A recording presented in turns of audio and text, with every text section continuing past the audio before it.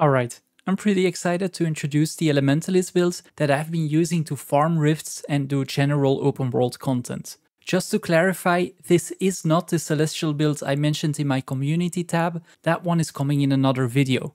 The primary objective of this build is to efficiently deal with enemies while maintaining solid defense, healing, and most importantly a very simple playstyle. To achieve this, we're taking the Air Traitline, which is all about critical hits, vulnerability, and speed. For our major traits, we'll select Zephyr's Boon, granting access to Fury and Swiftness whenever we get an aura. Storm Soul will help us deal increased damage to disabled or defiant foes. And lastly, Fresh Air will refresh Air Attunement whenever we land a critical hit. So the strategy will be to spam air skills, overload, switch to any other attunement, and you'll be able to swap back after landing a single skill. Due to the rapid attunement switching, we'll also want to take the Arcane Traitline as our second choice. Our minor traits will give us boons each time we swap attunements, and the Arcane Restoration major trait will heal us with every attunement swap. For the second trait, it's a matter of personal preference. I usually choose Final Shielding, which deals damage and blocks attacks every time we use our elite skill. Alternatively, Elemental Lockdown would be a decent choice as well, granting buffs whenever you disable a foe. Our Grandmaster trait is Bountiful Power, allowing us to deal increased strike damage for each boon we have. I already mentioned overloads, so if you're familiar with the Elementalist, you'll recognize that this is a Tempest build. Choose Unstable Conduit, which will grant an aura each time you overload, Harmonious Conduit for swiftness and stability whenever you start an overload, and Transcendent Tempest, which grants an incredible 25% damage boost whenever you complete an overload.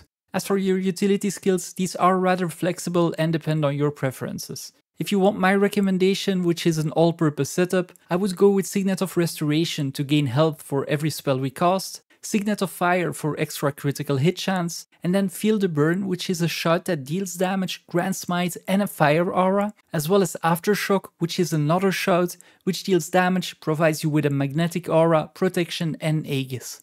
Our elite skill will be the Glyph of Elementals. In general, you don't need to worry too much about which elemental you summon, each of them has their own benefits. If you like adapting to your current situation, however, you can choose the Fire Elemental when you're facing packs of enemies, the Air Elemental for a single strong enemy, and if you need extra survivability, go with the Earth Elemental, who is an extra tank, or go with the Water Elemental for some extra healing. When it comes to gear, you'll have to make a choice. If you only have one gear set and you want to participate in instance group content, go with Berserker's gear with either Rune of the Scholar or Dragon Hunter, whichever is the cheapest to buy.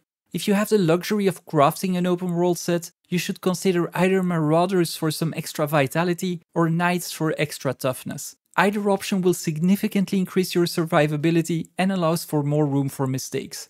Regarding the weapon sets, you have two options. Either go with Sword and Warhorn equipped with Sigils of Force and Accuracy, or if you prefer using a staff, place a Sigil of Frenzy and Accuracy in it.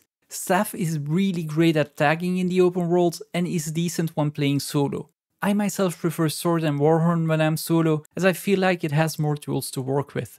Lastly, your relic is a matter of choice as well. For group content, either go with Relic of Fireworks or Relic of the Thief for maximum offense, and if you can use some extra defense in the open world, you can go with the Relic of the Adventurer or Relic of Durability. And if you want to have some fun, try experimenting with the Relic of Ceres. This summons an eye that damages enemies and converts their boons into conditions every single time you use your elite skill. As mentioned in the introduction, the playstyle of this build is rather simple. Spend most of your time in Air Attunement and spam all of your air skills off cooldown until Overload is ready.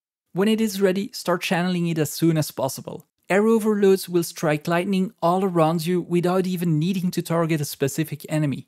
And after the channel is complete, switch to any other attunement and you can swap back to air as soon as you land a critical hit. And with the critical hit chance we're running, Air Attunement will most likely be off cooldown the second you cast a skill in another attunement.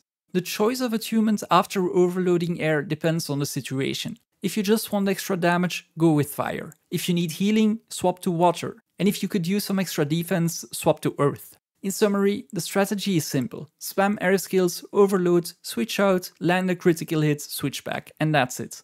If you have any comments or questions, feel free to leave them down below, and it'd really help me out if you could hit the like and subscribe buttons.